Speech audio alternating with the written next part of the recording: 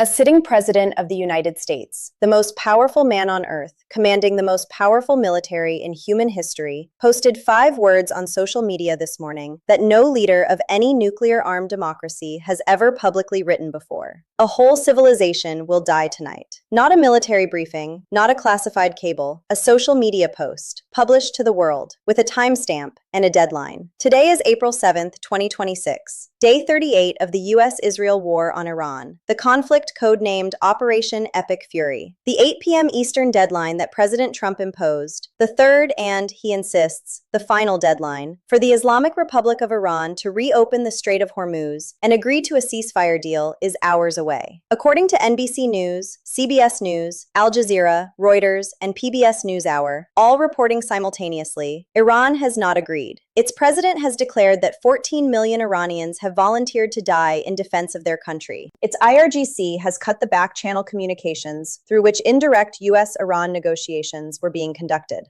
Its youth are being urged to form human shields around power plants. And its military has already responded, firing ballistic missiles at Saudi Arabia's Al Jubail industrial area, Bahrain, and central Israel. A synagogue in Tehran has been destroyed in U.S.-Israeli overnight strikes. 2 civilians were killed at a railway bridge in Kashan. This series of events has rapidly evolved into the most dangerous single evening of the 21st century. And what happens in the next 8 hours could fundamentally change everything. The world is simply not ready for what's coming. Welcome. What you are witnessing right now is not the continuation of a manageable regional conflict. It is the terminal escalation of a full-scale strategic campaign. And tonight, it reaches its decisive moment. We are calling today's briefing Operation Civilization, named directly after the words the President of the United States posted to the world this morning. A full-scale, multi-front, civilization-level crisis unfolding across 6 theaters simultaneously: Iran, Lebanon, Israel, the Gulf states, the Strait of Hormuz, and the diplomatic backrooms of Pakistan, Egypt, and Turkey, where mediators are, according to PBS NewsHour, racing against time. Every piece of intelligence in today's script is drawn from verified, cross-referenced reporting across 15 major international outlets, published within the last 24 hours. This is not commentary. This is the war game, and the clock is running. Let us build the full intelligence picture. 6 layers, each one more alarming than the last. Layer 1, Trump's civilization threat. What he actually said. According to NBC News and The Guardian, Trump's Truth Social post this morning read, "A whole civilization will die tonight, never to be brought back again. I don't want that to happen, but it probably will. Who knows?" He then pivoted in the same post to leave the door open for last-minute diplomacy, writing, "Now that we have complete and total regime change, where different, smarter, and less radicalized minds prevail, maybe something revolutionarily wonderful can happen." He called tonight one of the most important moments in the long and complex history of the world. Earlier Monday, per CBS News, he promised complete demolition of every bridge and power plant in Iran within a 4-hour window. Structures he said it would take Iran 100 years to rebuild. The Fox News anchor Brett Baier reported this morning that Trump personally called him and said, 8 p.m. is happening, then added that if negotiations moved forward concretely, that could change. Vice President J.D. Vance, speaking in Hungary, said the U.S. is confident Iran will respond, adding that unnamed tools remain in the U.S. arsenal. The president can decide to use them, Vance said. The threat is real. The window remains open, but it is closing. Layer 2, Iran's rejection and the cut back channels. Per Iran International and Reuters, Tehran has severed the indirect communication lines through which U.S.-Iran negotiations were being conducted. Iran's Foreign Ministry spokesman Esmail Bakai told journalists on Monday that U.S. officials have been trying to intimidate Iranians with such literature for 48 years, and that Iran would not be subdued by deadlines. The IRGC stated it would respond outside the region and deprive the U.S. and its allies of oil and gas for many years if civilian infrastructure is struck. Per the Jerusalem Post, Iran also rejected the latest U.S. ceasefire framework, which proposed a 45-day pause. Tehran's counter-demand is total cessation of the war, permanent, with guarantees of non-repetition, as well as sanctions relief and, critically, international recognition of Iranian sovereignty over the Strait of Hormuz. Per PBS NewsHour, Iran has linked the reopening of Hormuz to sanctions relief on its oil sector, a position the U.S. has expressed some openness to. But the gap between the two sides' public positions remains vast, and the clock is nearly expired. Layer 3. the strike's already underway. Per CBS News and NPR, strikes on Tuesday escalated before Trump's 8 p.m. deadline even arrived.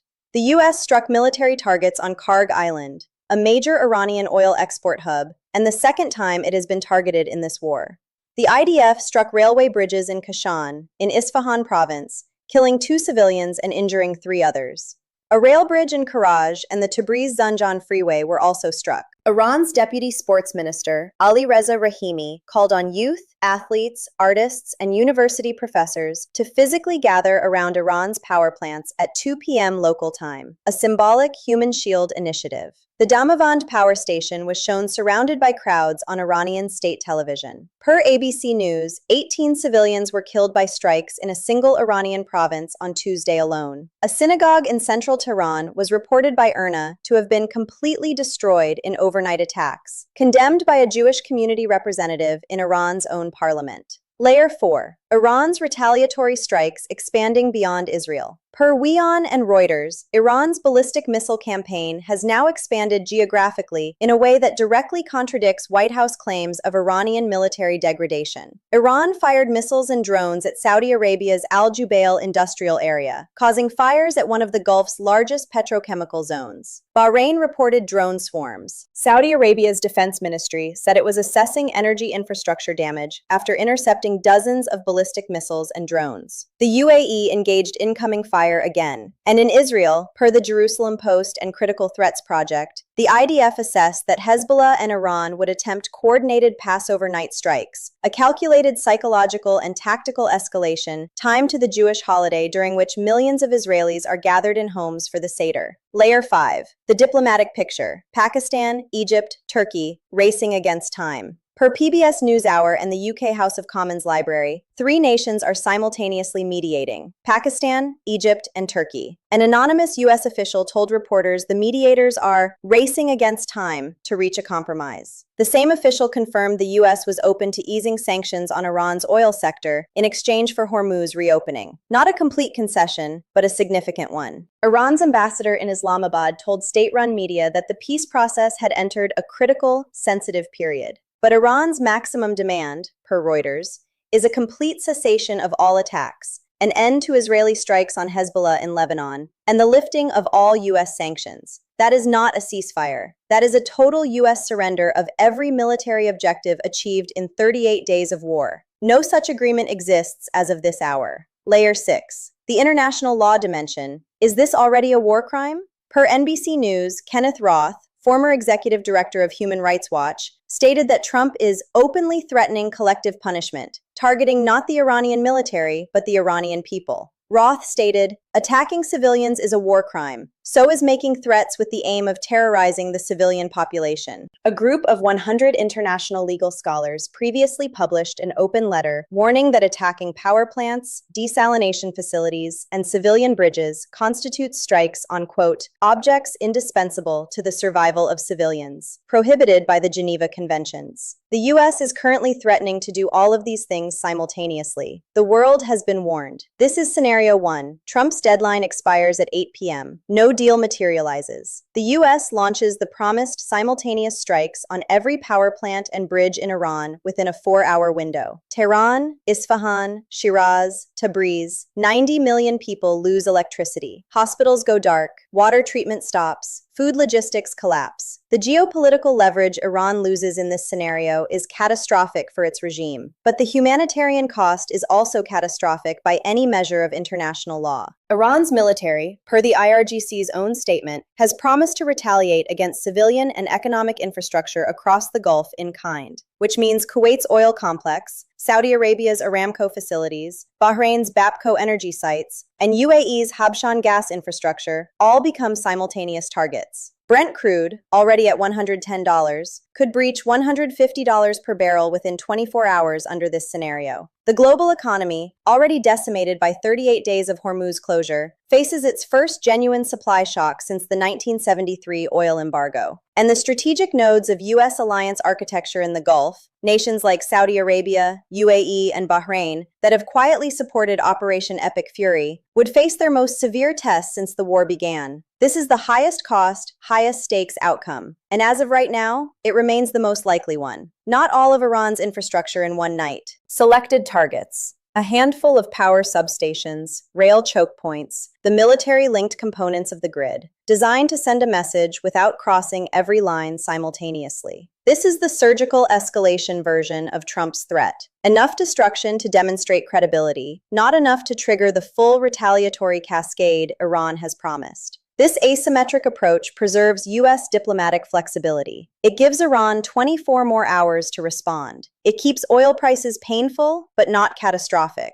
And it maintains the pressure without triggering the international law crisis that a full infrastructure demolition campaign would create. Per Al Jazeera and Iran International, there are signals that this is the approach actually being planned. A decisive show of force, not a civilizational erasure. If you want to track every move in this war as it happens, in real time, with sourced strategic analysis, subscribe to this channel right now. We cover every development, every diplomatic signal, every strike. Now, let's finish the 4 scenarios. Scenario 3 is the scenario that financial markets are desperately pricing in. The one that mediators in Islamabad, Cairo, and Ankara are racing toward. A deal tonight.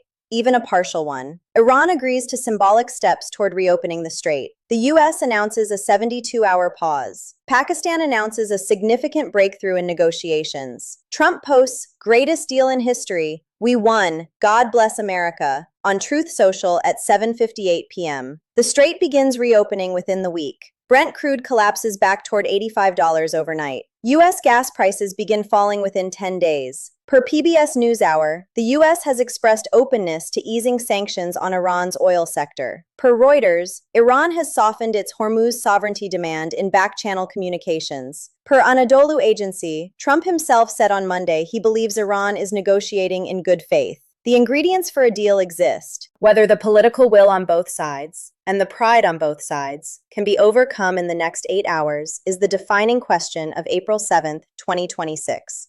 This scenario requires both Trump and Iran's new leadership under Mojtaba Khamenei to accept that they have each gained enough to call it a victory. That is a narrow path, but it exists. This is the scenario nobody has dared name on mainstream television. The one that Iran's parliament speaker Ghalibaf was already hinting at in early April when he asked publicly, "What share of global oil, LNG, wheat, rice, and fertilizer shipments transits the Bab el-Mandeb Strait?" Scenario 4 is simultaneous choke point warfare. The Strait of Hormuz, already closed.